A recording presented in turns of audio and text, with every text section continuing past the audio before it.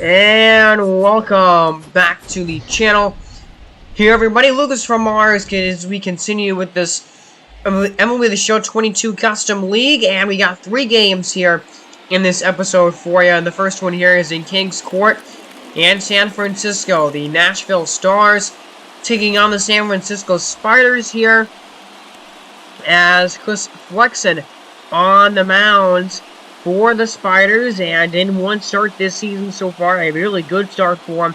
1.13 ERA and a .63 WHIP, 3 strikeouts, no walks, and 5 hits, only 1 run allowed, I believe, in 8 innings pitched. Really good numbers for him, but this is the home opener for San Francisco. We got 3 games for you in this one, as I have already mentioned, and Paul Goldschmidt here begins the game for Nashville, as that is ball 1 to the San Francisco Spiders this year. So far, 3-4, 7 games into the year right now, as this is game 8. And a game below 500 right now for the Spiders, as there's a ground ball from Goldschmidt right to the second baseman here, and that's a play made over to first base in time for out number 1. A shot at the stadium here looks really good. You got a clock tower in the background there, glove in center field as well. But here's the Nashville Stars lineup again. Paul Goldschmidt there. J.D. Davis batting .320. Mike Trout batting .435. Kyle Schwarber, Francisco Lindor, Max Kepler, Paul Leon, Gavin Lux, and Manny Pena as well in this lineup. And here's Kyle Schwarber, only batting .136 right now this season. Does have a couple of home runs already this year, though. And he flies this ball out into deep left field, but that is going to be caught. Yes, it will, by the left fielder there to end the first inning. That's Tyler O'Neill out there on the left for San Francisco. So after 1, nothing doing here, as you go to the bottom half of the first inning, and here's Marco Gonzalez on the mound for Nashville. Very good start his first time out there. 1 walk and 6 strikeouts, 5 hits. I think 2 runs allowed, maybe in 8 innings pitched. So both of these pitchers had good opening day, or not opening day, but good starts in their first starts of the year, for sure. Ozzie Albies leading off for San Francisco, and so far only batting .231 this season. Now Nashville, going into this game, has started out the season a little bit tough for them. 2-5 going into this game. I honestly think Nashville is one of the better teams that we have in the league, especially offensively. But the pitching is a little bit of a concern and a weakness for them. But they have started the season not after the greatest of starts. 3 games below 500 right now at this point in the year. That's a ground ball to get the first out.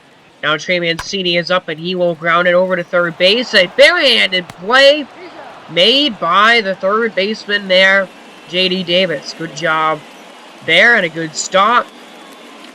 Brings us to the end of the first inning. Both teams with a hit, no runs.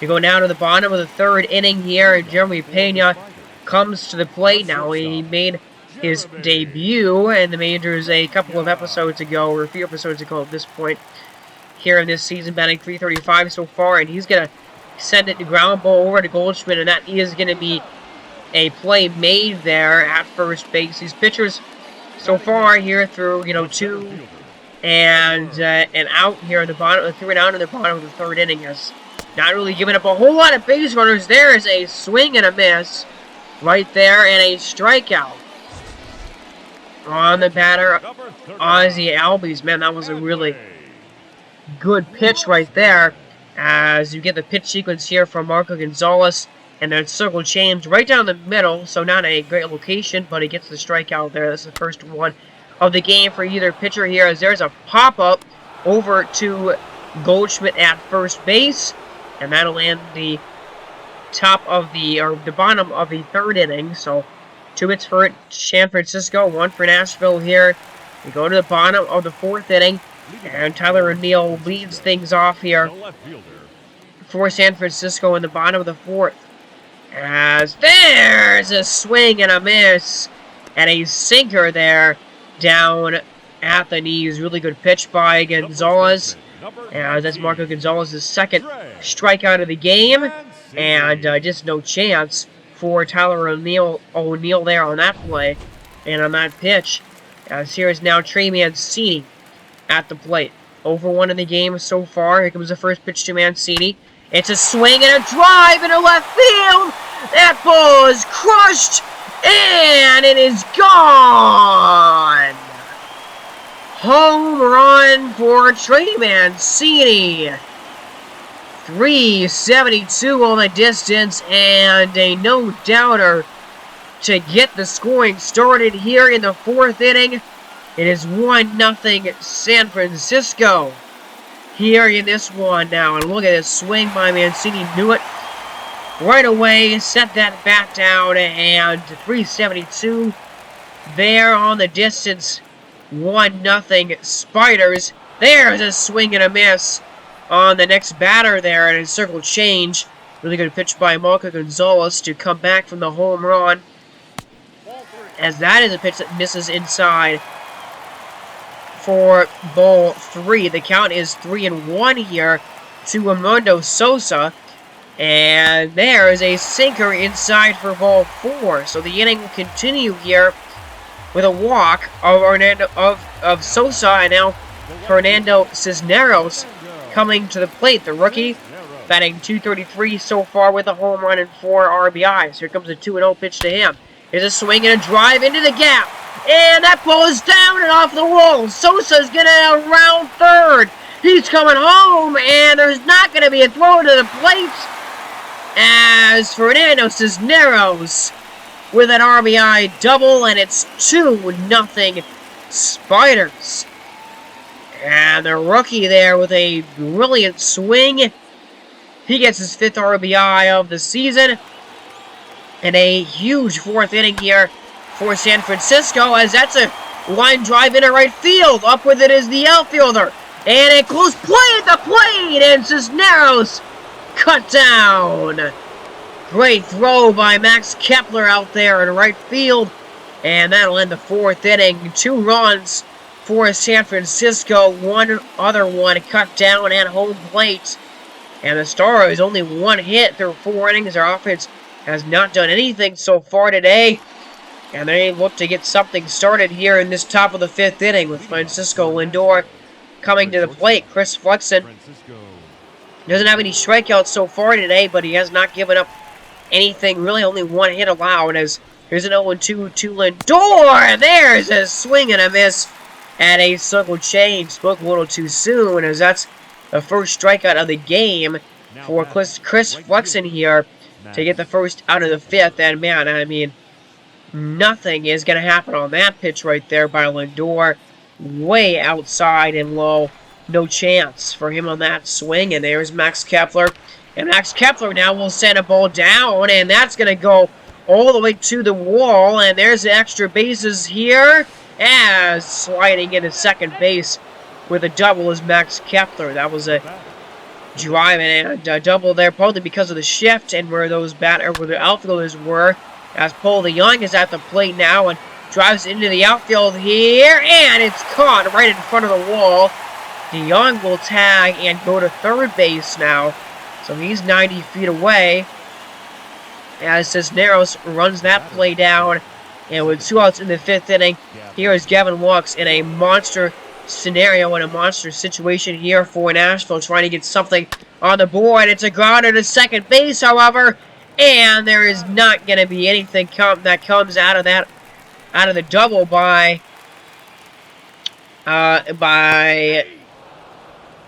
Max Kepler there, as we go to the bottom of the 5th, and it's still 2-0. Now the Rushman at the plate, only batting .090 this year so far. And a 1-2 to him is a swing and a miss. Man, that was a really nasty pitch. I mean, filthy stuff from Marco Gonzalez, his 4th of the game here now. Here comes Tyler O'Neill, who's doing good so far this season. That average over 300, 3 homers and 8 ribbies. He's got a man in scoring position here in the bottom of the 5th inning. And Gonzalez coming set, throws it. There's a ground over to J.D. Davis. Makes the stop and makes the play. The throw over to first base in time. So that'll end the 5th inning here as we go into the 6th, with the Nashville still looking for some offensive support here in this game, as here's Manny Pena coming to the plate. So far this season, 7 for 19 this year. Pretty darn good, as he's 0 for 1 in this game so far with the ground out in his first time up, his first plate appearance. Here comes a throw by Flexen, and there's a ball fair down the first baseline, rolling all the way to the wall. Pena, not very quick, but he's going to get to second base with a double. And there's the second extra base hit here in as many innings. And Manny Pena with his first double of the year is now in scoring position. And Paul Goldschmidt is going to send a ball into the gap there and down it to the wall. And Manny Pena will score from second base as Paul Goldschmidt with a RBI double down the line in left field. That was a really good swing there. And finally, Nashville doing something here offensively there on the scoreboard now in this one. 2-1 the score with a man on first and 2 down for Kyle Schwarber now. 0 for 2 in the game. Flying on the ground out. Here comes an 0-2 pitch. It's a swing and a miss. And a cutter way inside, and a monster strikeout by Flexen, as he does allowing a run here off of the bat of Paul Goldschmidt. And to set the stage of a 1-run ball game here in the middle of the 6th inning. It's 2-1 here in this one. We go now bottom 6. And here's Trey Mancini, had that home run in his first AB of the game, the solo homer back in the 4th inning. As now let's see what he does on this 0-1, and he's going to send a ball driven into the gap here. That ball is going to go to the wall, and Trey Mancini has his second extra base hit of this ball game here for San Francisco, as he puts himself in scoring position with a double, his second of the year so far. And, yeah, a drive right there into the gap, and no chance here for the runners, for the outfielders to get to that, and that is going to be the final at-bat here for Marco Gonzalez in this game. They're going to come in and take him out now. And, I mean, overall, Marco Gonzalez had a pretty strong performance today. 2 runs here allowed in this one. He is responsible for Trey Mancini, though, at second base, and here's Ronaldo Lopez out of the bullpen here for Nashville, and so far, pretty darn good in 7.1 innings pitched this season, with that ERA sits at 2.45 so far, but 5.1 innings for Michael Gonzalez, not an overall bad start. There's a ground ball, base hit up the middle, and Mancini's around third. He will come to the plate, and he's safe. Throw gets in just late on Mancini, and Edmundo Sosa, I believe, hit that one up the middle. Yeah, and Edmundo Sosa with a big-time base hit. And the lead is back to 2 for San Francisco here in the 6th inning. As now Fernando Cisneros takes that slider there for strike 2 at the corner. As Lopez looks to attack him here with 2 strikes on him now. As here comes a 1-2 pitch. And it's there! A 4-seam fastball at the top of the zone for strike 3. That was a filthy pitch there. Not really filthy, I guess, but a really good location by Lopez at the top of the zone, and it froze. Cisneros right there did not pull the trigger on it. So 2 down now in this 6th inning. Looking to escape here without any more damage done. Jeremy Pena swings and misses. And a high fastball there for strike 3. But Edmundo Sosa with a monster drive and a monster base hit into the outfield to end the 6th inning and put San Francisco, that hit did not end the 6th inning, but San Francisco goes ahead by 2, 6-3. Now here's Paul DeJong at the plate. And Paul DeJong swings and flies it into the outfield here. Cisneros down the line, and that ball is foul. And you can probably tell here now with the audio as well. The audio is a little bit weird now, and we are in a different ballpark. I paused this game and, saved it for later. Went back to the game, and when I went back into this game, we were in a completely different ballpark, and the audio is totally weird here right now. And then I tried to back out of it and come back into the game, seeing if it would change anything, and it didn't. So just kind of a little bit of a mid-game glitch here. And so, unfortunately, we're not going to see the end of the game here in this stadium, in the Spider Stadium here, as there's a swing and a miss, and I don't know why that is the case. It's happened sometimes when I go into player lock scenarios. I go into the wrong stadium. I've never had it where it did this to me before, but I do apologize. This is a weird stadium here, and definitely not the one that we were playing in earlier. So just kind of ignore that right now. As back to the game, and we're only going to deal with it here for these last couple of innings. But that won the 7th inning, and San Francisco still leads this one 3-1. And yeah, I mean, you got UFOs here in the background and some wind turbines for some reason. So definitely an interesting ballpark to be playing these last couple of innings in. But nothing I could do. I've tried to fix that, and it's just a glitch that the game ended up unfortunately having for me in this one. But Manny Pena up now, and he swings and misses. Rosenthal, I mean, came into this performance with an infinite ERA, as you could see there by his numbers. But he does get through the 6th inning here, trying to at least as a fly ball, a shallow center field, and Ozzie Albies makes the play out there at second base. So now the Nashville Stars are down to the last 3 outs here in this bowl game, with James Karinchak coming to pitch. 1 for 1 so far in his save opportunities.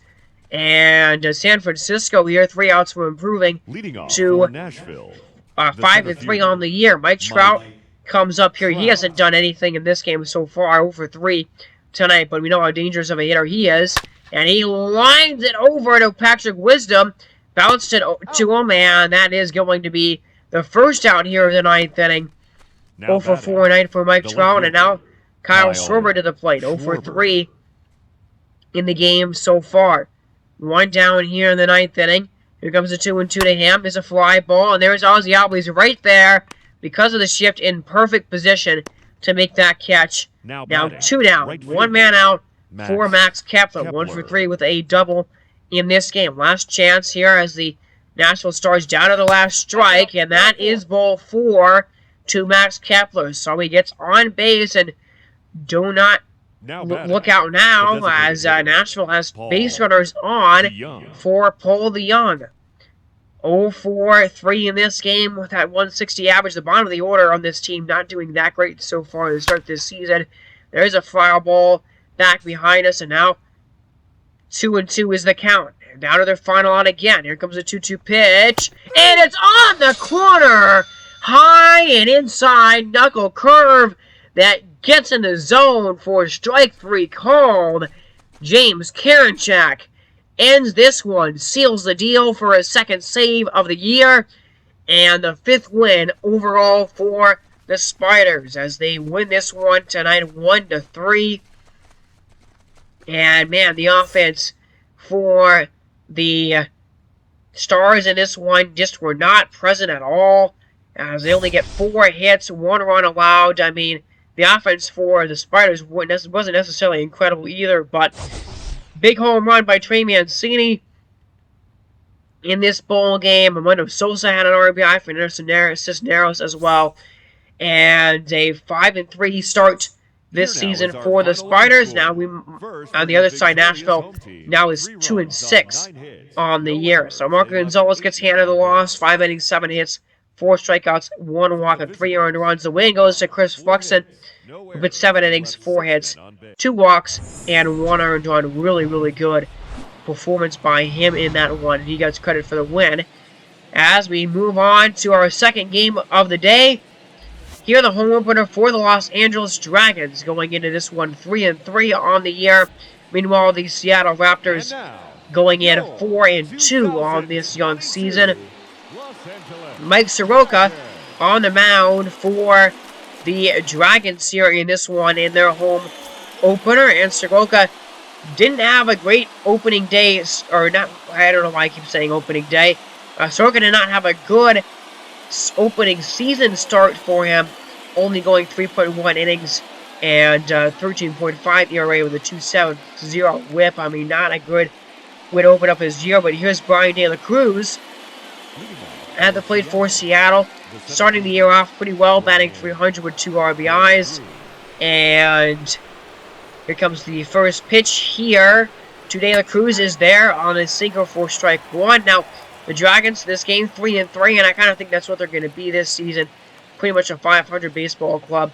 Don't see anything super special about them this year, but we'll see if they can prove me wrong there, as that's a drive by De La Cruz over to the wall, and that's going to bounce in there for a double. Extra bases for De La Cruz here to start the game off, but, oh, unfortunately, not good news here for the Raptors, as De La Cruz looks like he might have a significant injury here.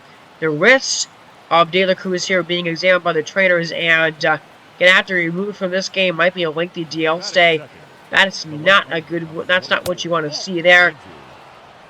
For Seattle, one of the guys that's been, getting on base a lot for you already this season, as Andrew Benintendi at the plate, and only batting .240 this year, but he's going to cash in, as that's a ball driven into the gap into the wall, as over to second base goes Benintendi. He slides in with a double, and back-to-back extra base hits and doubles start this game off. Benintendi with his second double of the year, and the offense here for Seattle gets on the board immediately in this first inning.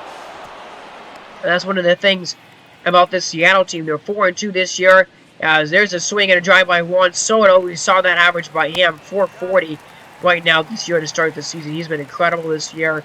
But I think Seattle's offense is really good. One of the better offenses in the league, as we get a look at what this lineup here is going to look like. As you just look at the lineup, look at the averages on this team. Benintendi with .269 average, Juan Soto batting .423, Xander Bogaerts batting .350, Gio Urshela batting .579 right now. Cesar Hernandez as well, Travis d'Arnaud, Nick Solak batting .400 to start this season, and Xander Bogaerts, man, .350 on the average and over 1,000 OPS right now. He's having a great start to this season, but there's a slider for strike 3 by Mike Soroka there. Really good pitch from Soroka here. Down at the knee is a little bit below it, and right out and way out in front of that pitch was Xander Bogaerts. But here's Gio Urshela, who's just been off to an insane start this season, batting .579 with a near 2.0 OPS, 4 homers, and 12 RBIs in 6 games. That is incredible stuff by him, and he will swing and miss, though, at a slider outside the zone for strike 3. So a couple of really dangerous hitters right there, taken care of by Mike Soroka.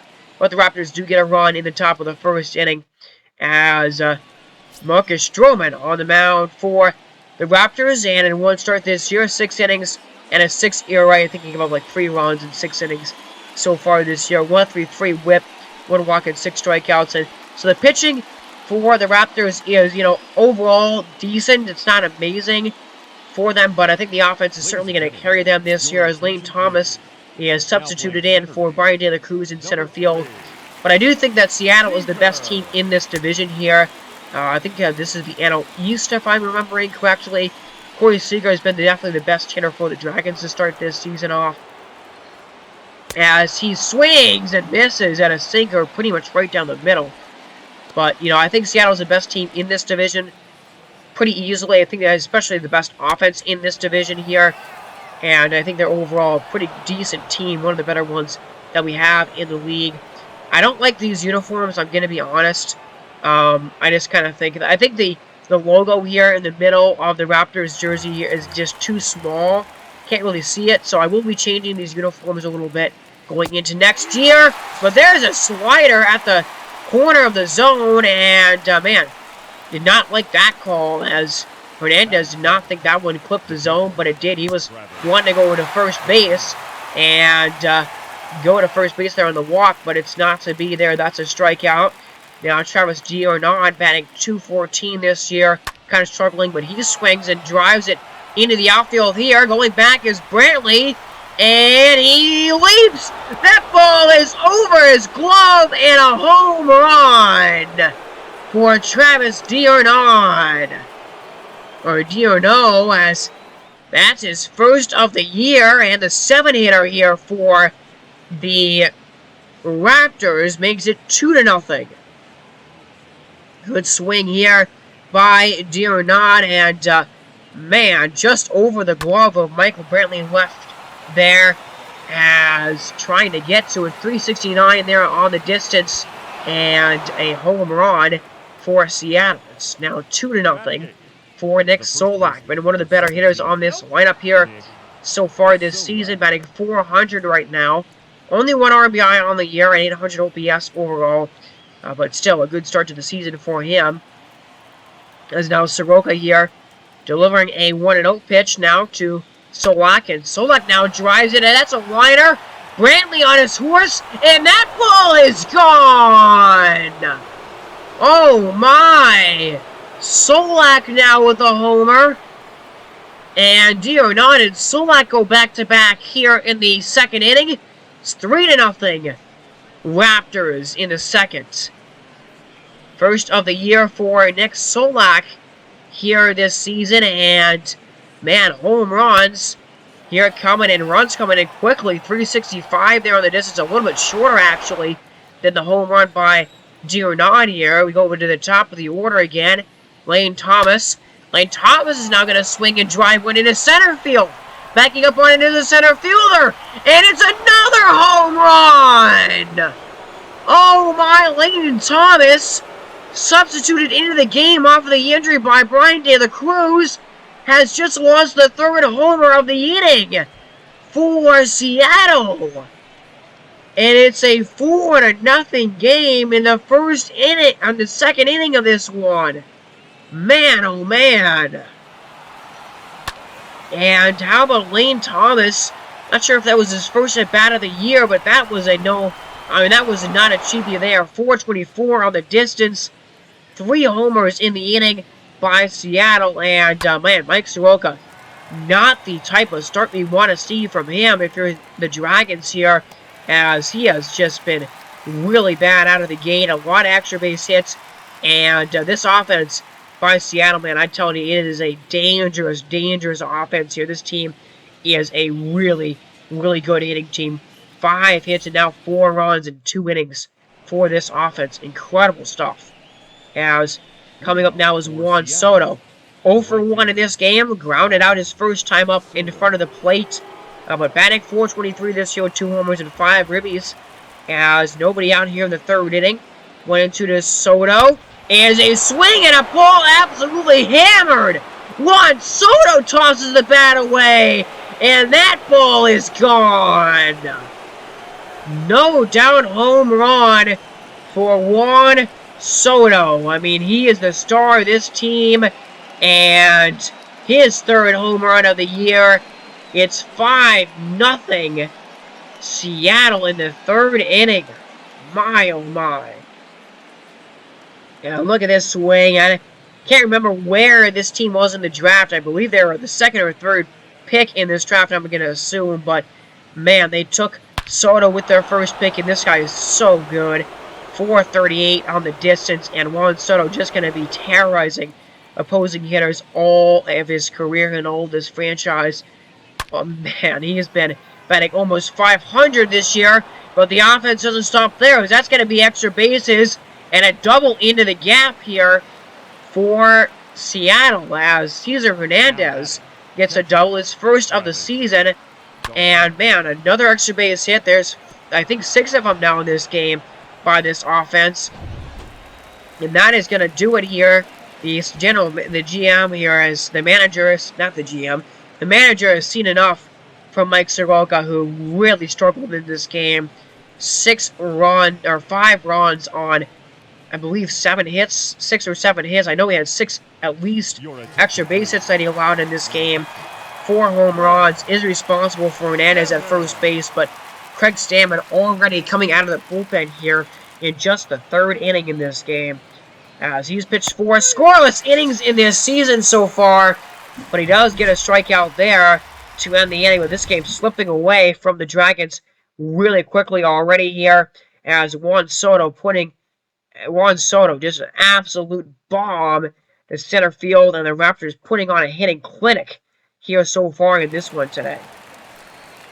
You go to the bottom of the third, and to combine with the offense being incredible so far to start this game, Marcus Stroman has been great as well, as that's a ground ball to first base, and that is the third out of the bottom of the third. Brantley can't get anything going, and we're done with 3 innings, and the Dragons still without a hit, and Seattle still up 5-0.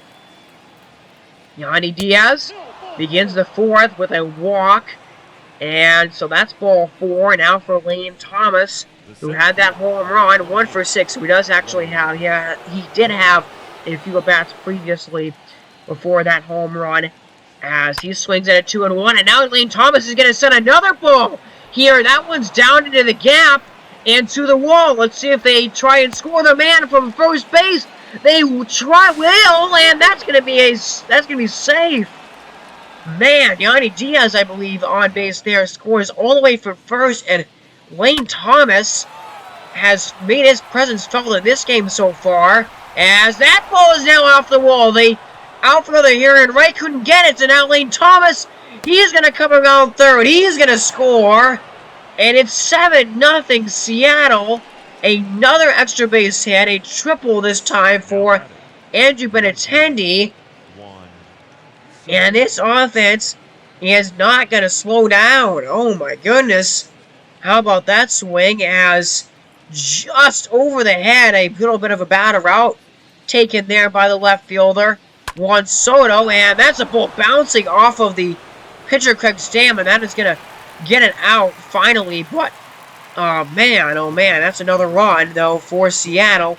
The second RBI of the game for Juan Soto, and it is 8-0 Seattle. This game is a blowout, and the Raptors offense is doing whatever they want to right now in this game today, as that is finally the final out of the fourth inning. But man, oh man, 1 in the first, 3 in the second, another in the third, and 3 more in the fourth inning by Seattle, and it's 8-0 here, the score in the fourth inning. This game almost already out of reach, it seems, tonight. Jose Altuve at the plate, and Altuve is going to swing and send a ball into the gap. That is going to land on the wall here, bouncing off of it. So there's a hit. That's the first hit of this game, I believe, by the Dragons here in the fourth inning. Jose Altuve gets a double into the gap.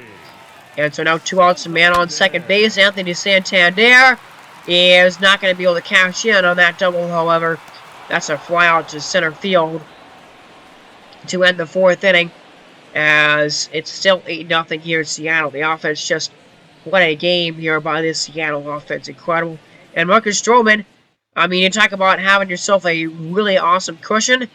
I mean, 8 runs, the best cushion that you can have. It really appears, as a ground ball here to shortstop, and Stroman, I mean, only 1 hit allowed. He did pitching really well. It wouldn't have mattered if the offense backed him up at all, really, in this game or not. But, man, the offense has been complimenting his great pitching today. As here's Corey Lee out of the 8-hole here, the catcher for the Dragons, and he's kind of struggled this season so far. He pops it up over to first base, as all the way over to first base, and making the catch near foul territory there is the first baseman. I believe that's Benintendi playing first base for Seattle. As we are going to move ahead to the bottom of the 7th inning. It's still 8-0 here, as there's a fly ball, and that is off of the glove of a diving attempt from the right fielder there. And that is going to be a double here for Jose Altuve, his second of the game, and really one of the few guys to get anything going offensively for the Dragons in this one today. There's another man in scoring position. Here's Anthony Santander, and this time Anthony Santander will cash in. There's a line ground ball, and it is into the outfield, and that's going to score a run. Altuve will be safe, just avoiding the tag of the catcher there, as it is now 8-1. So the Dragons here on the scoreboard today, a little late in this one, still down by 7 runs. but at least they are not shut out anymore today in this one. Corey Lee at the plate 0 for 2 with a couple of pop-outs. And he will fly it into center field, into left field, into left, and that is caught to end the 7th inning. So the Dragons do get 1, but that is it that they get in this 7th inning. And we'll end the 7th inning. It's still 8-1 here. As Marcus Stroman still pitching, looking for 8 innings of work underneath his belt. There's a drive, and that is going to be a base hit into the outfield here in the bottom of the 8th inning. So another base runner here for the Dragons, as now here is Garrett Cooper at the plate, and Cooper gets drilled with a ball in the back there. And now 2 men on, 2 men out for Jose Altuve. Batting .375 so far this season, and has a couple of hits today. And he's going to get another one here, the 3rd hit of the game for him. A ground ball into left. Then the throw to the plate is not going to be in time.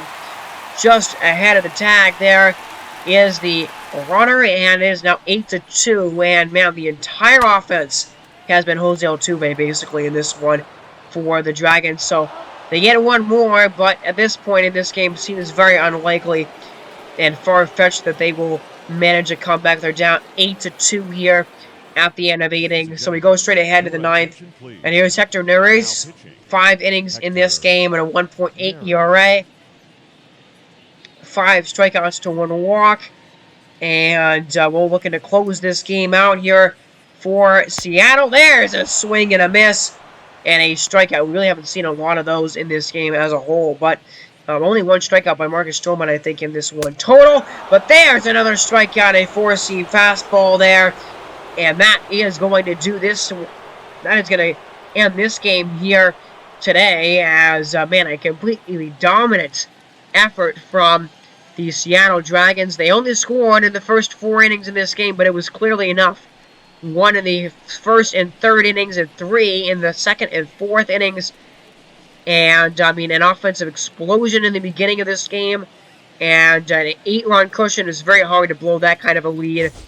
And the 5th win of this season for the Raptors. And how about Lane Thomas in this game, coming in and getting a home run and an RBI double. Pretty impressive by him.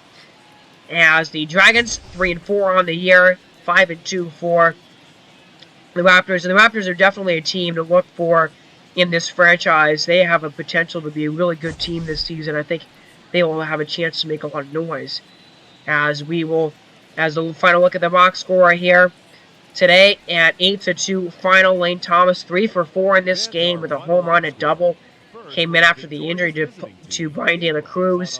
Win by Marcus Stroman, 8 innings, 5 hits, 1 strikeout, a walk, and 2 run runs allowed. A very, very good performance by him today. And we have one more game for you, and hopefully it's a little bit more competitive than the one that we just watched.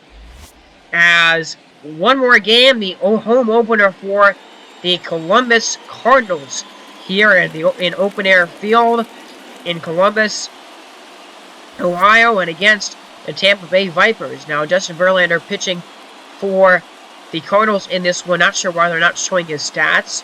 I don't know. I can't remember. I know he pitched on opening day, and I don't know what he did exactly on opening day. Not sure, again, why they're not showing the stats there. A little bit of a weird glitch in the game there. But either way, Justin Verlander on the mound for the Cardinals, and Raimel Tapia begins the night for the Vipers with a fly ball into right field, or into left field, to Randy Arozarena, who makes the play. And a good shot of the outfield here for Columbus, Ohio.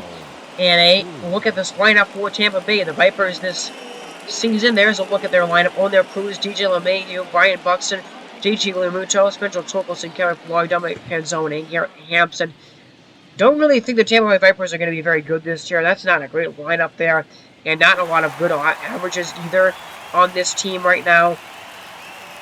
They go into this game 2-5 on the year. It doesn't show you their record here, but they are 2-5 this year so far through 7 games. So, yeah, Tampa Bay, this is going to be a rebuilding year and a rebuilding team for the future. I would expect there's not a lot of, you know, they have some young talent on this team, but not a lot of really good MLB guys. Zach Thompson, needless to say, not a great first appearance for him on the season. A 10.38 ERA and 4.1 innings with an over 2 whip. So definitely not a good start for him to begin the year, but looking to bounce back a little bit here as Randy Arozarena batting .350 this year with a couple of homers and 3 RBIs. He's been very good for Ohio, for Columbus to start this season. As that is a cutter, high pitch there for a strike. And again, as I mentioned, Tampa Bay 2-5 this season. I think Ohio goes into this game. There's a cutter for strike 3. Ohio goes into this game. I think they go into this game 3-3 or maybe 3-2 on the year. I can't quite remember what their record is going in to this one today, but they're about a 500 team right now at this point in the season as Mitch Haniger takes ball 4, and there's a walk. So a couple of base runners already for Jesus Aguilar here in the bottom of the first inning. As Aguilar this season so far, pretty decent here. First pitch from Zach Thompson is going to be a fly ball, and it's actually a pop-up over to second base. That is going to be the final out of the first inning. Garrett Hampson there making the play. And so end of the first, no score here as we go to the top of the second. There's JT Realmuto, who has really struggled this season, only batting 100 this year on evenly, not really having a good start to the year. There's a slider that is swung on and missed for strike 3. Justin Verlander with his first strikeout of the game. And there's a 4-seam fastball for strike 1. Spencer Torkelson, one of the brightest young prospects that we have in this league. Only batting 174 so far to start this season. Not a great start for him this year. There's a swing and a miss on a 4-seam fastball at the knees. And, I mean, it's Justin Verlander. He's going to get some strikeouts, and he's going to pitch really well, and he's pitched really well to start this game so far against Tampa. 2 no-hit innings to this point with a couple of Ks. So we go bottom of the second, and here's Rougned Odor, batting .455 this season, actually, with a 1.182 OPS, man. He's been very good. Only 1 RBI, but he's been getting on base so far for Ohio. And he will keep that streak up and going as there's a ground ball into right field for another single. Rougned Odor just continues to get on base at a really incredible clip this season so far. As Vander Grichuk is up and he takes that one inside, just inside for ball 3. Now Vander Grichuk here has a 3-0 count and has Zach Thompson in danger of losing him. 3-0, not really even close there with those last 2 pitches, as that cutter is way up there for ball 4. And so second and third now with nobody out for Todd Frazier, and there's another walk as that circle change misses to put 2 men on. The bases are loaded now with nobody out for Jacob Stallings. And there's a ground ball. That is going to be an easy double play made, but that will score a run. So, I mean, it's an RBI for Jacob Stallings, but not exactly what you want right there in that scenario. As now here's Randy Arozarena. And Randy is going to punch a base hit. Oh no, it's stopped by Cruz, but they're not going to have time to make the play as Randy Arozarena beats out the throw to first base. And down 1 man on and 2 men out now for Randy Arozarena, or not for the Cardinals, as they're up 2-0 now in this bowl game after that. So 2-0 here. Haildo Ramirez flies it into center field, and it's shallow but right to the center fielder right there, and to Byron Buxton in center. And man, a couple of hits there by Columbus and a couple of runs. They get 2 runs in the second inning, and they're up 2-0 after 2. So we go into the top of the third inning, and here's Kevin Pillar. Stands at a .267 average with a home run and 3 RBIs. And here comes the first pitch to him from Justin Verlander. There's a swing and a drive into left. Back on it is a left fielder. And he leaps, and that ball is gone! Home run, Kevin Pillar. It's his second of the year, and the Vipers will get on the scoreboard here, and they respond to the 2 runs by Columbus in the second inning with a solo homer here of their own in the top of the third, and it is a 2-1 lead for Columbus. Only 320 there on the distance, just over the glove of the center fielder there. The right fielder, there's a swing and a miss from Calzone, the third strikeout of this game for Justin Verlander now. And O'Neill Cruz here on deck with Tapia swinging and sending a line drive, but right to the center fielder, Randall Grichuk, I believe, in center field for Columbus. But how about Kevin Pillar with a monster swing and a monster home run to make it a 1-2 game at the end of the top of the third inning. So we go Mitch Haniger up now here in the bottom of the third, and there's a knuckle curve. Swung on and missed. Nearly in the dirt. Really good pitch there by Zach Thompson. There's no Jesus Aguilar batting .286. This year already has 4 homers through 7 games. There's a cutter that is swung on and missed for strike 3. Another really good pitch by Zach Thompson here as Aguilar. No chance at that pitch right there. And a big-time second out of the third inning. Now Ruben Odor. And now Ruben Odor swings and misses at a cutter. So, man, oh man, coming right at these hitters is Thompson. And he strikes out the side here in the top of the fourth. Now Byron Buxton is at the plate, and he will take a 4-seam fastball at the knees for strike 3. Brilliant pitch by Verlander as we're at the end of the top of the fourth inning. And, man, I love these Tampa Bay Vipers home or away jerseys. The green here with some pinstripes and the black and white piping on the sleeves.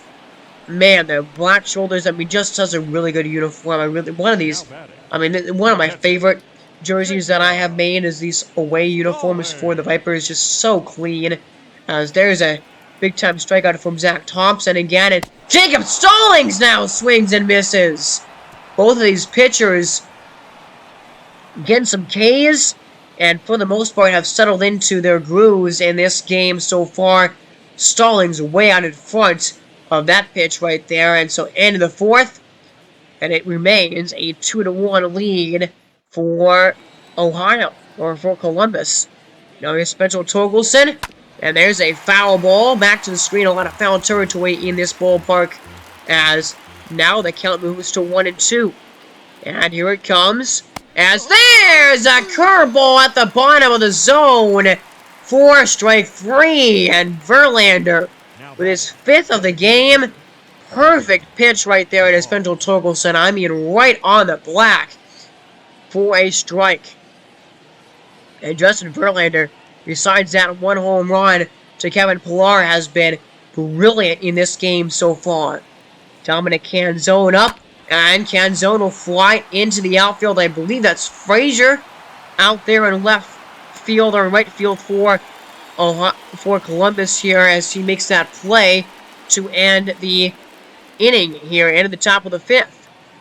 So go to the bottom half, and here's Harold Ramirez, and now Harold Ramirez will send a fly ball, and that one falls in just in front of the right fielder there for a single.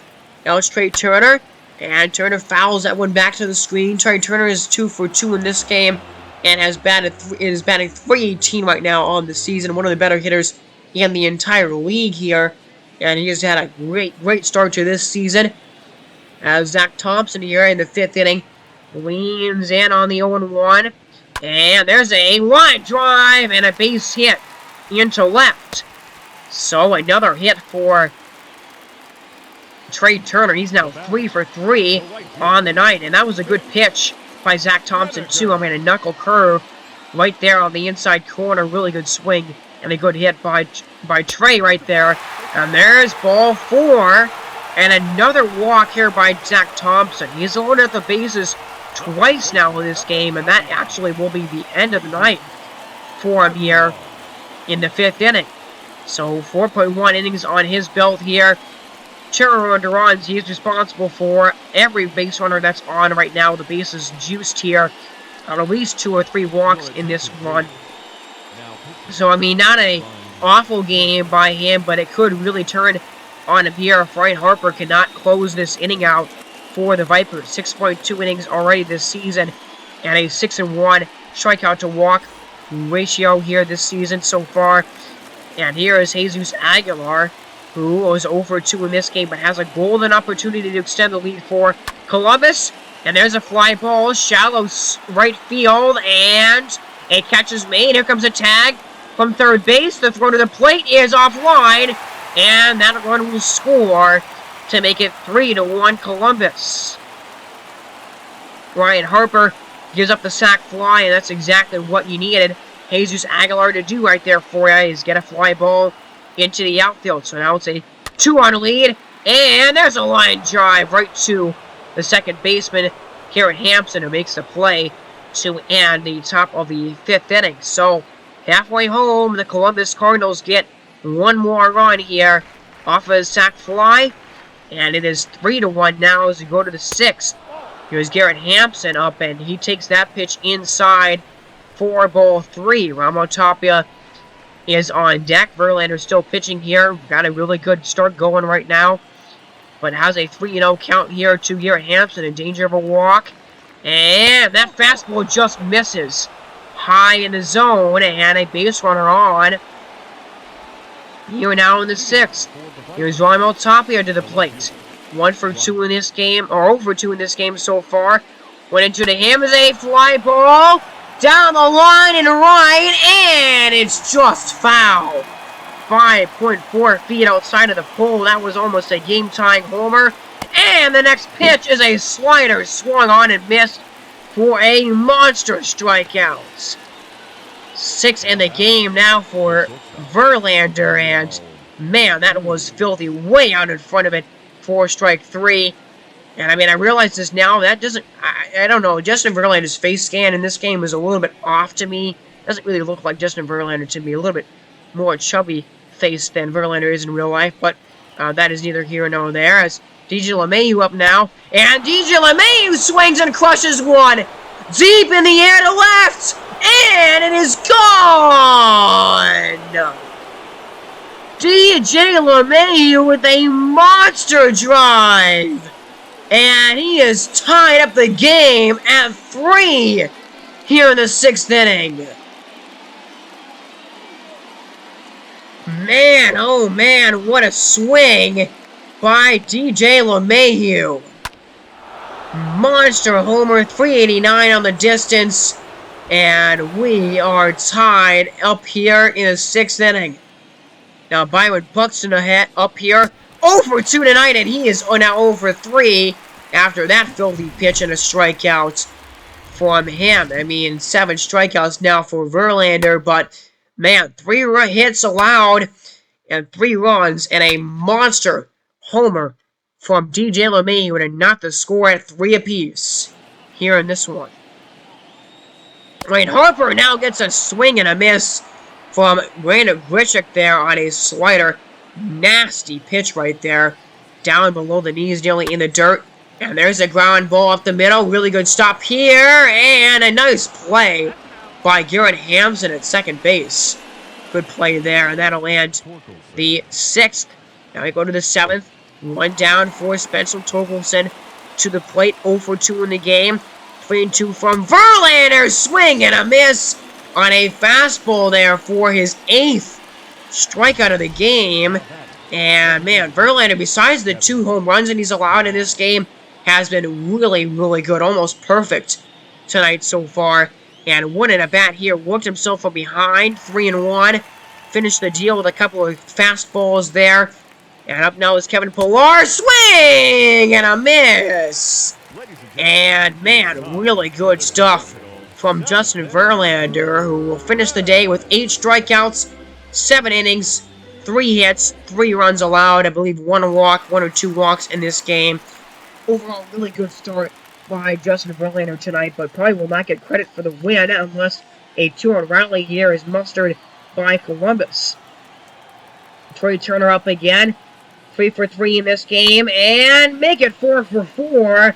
Another base hit into the outfield, and man, Trey Turner, he is just so good. One of the best, most well-rounded hitters in the entire league, and he has been hot to start this season, and is now 4 for 4 in this game, as trying to steal second base, and they're gonna get him.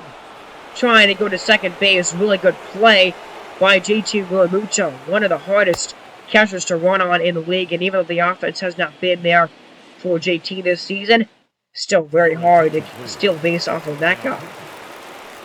Zach Littell will come on for Columbus, and in 2.1 innings, man, he struggled a lot. 19.29 ERA, and those averages is really, really impressive from the opposition, both off of lefties and righties.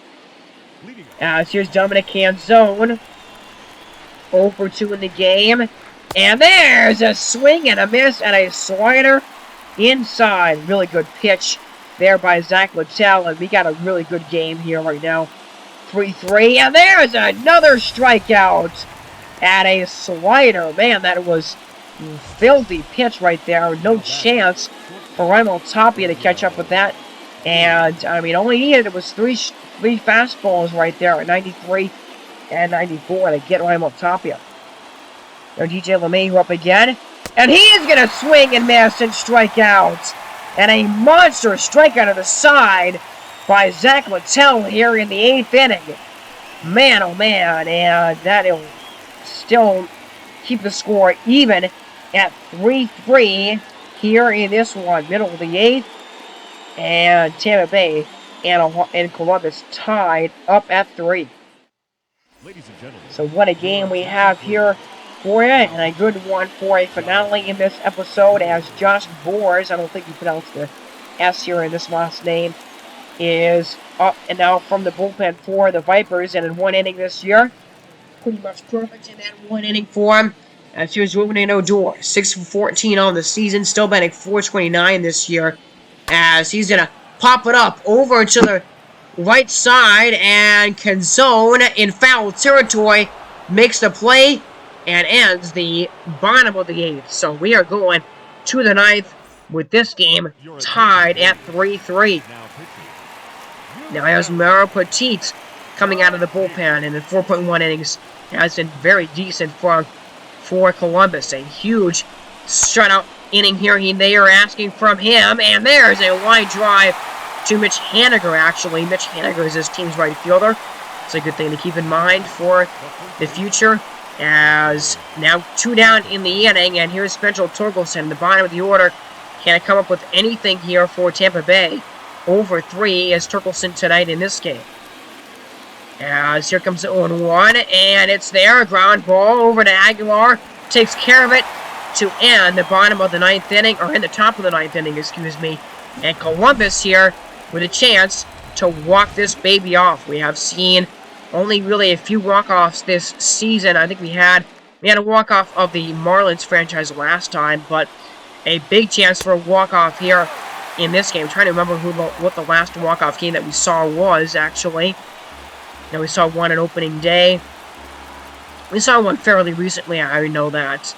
As a 3-0 pitch, Fraser gets the green light, and he gets a base hit into the outfield here and into left. So, here he goes, and Haniger fired up after that swing. There's the winning run on base for Jacob Stallings. Ground ball to Cruz. One there, and a throw to first base. Perfectly tailor-made double play to end the bottom of the 9th. And man, Stallings' struggles at the plate continue this season. That is certainly not the time for a double play right now, as we are going to the 10th. And Garrett Hampson up now. And Hampson fly ball, shallow center field. Grichuk on the move and makes the play to end the top of the 10th inning. And Columbus now with another chance to walk it off. And you see who's due up here: Rosarena, Ramirez, and Turner for Columbus. What a good game to end this episode off on. Everybody here as Jake McGee comes out of the bullpen. And in 2 innings so far this year, 2 strikeouts, no walks. Only has allowed 1 hit, I believe, off of a righty. And a good start to him this season. Here's Randy Arozarena, 1 for 4 on the day with a single and an RBI. Here comes a 1-0 pitch to Arozarena. It's a drive into left. Tapia looks up. That ball is gone! Randy Arozarena, his 3rd of the year, and it's a walk-off win for the Columbus Cardinals. A 4-3 win, and I believe their 4th win of the season. What a way to end this episode off here tonight, as another walk-off here in this franchise. What a game, and what a finish. Here tonight, a few more looks at that swing and the home run that ended the day from opener field here in Columbus. What a home opener for the Cardinals. How about that? Man, oh man, what a good game that was. A 4-3 final score. And man, the Vipers only had 4 hits in this game. The Cardinals had 10 and no errors.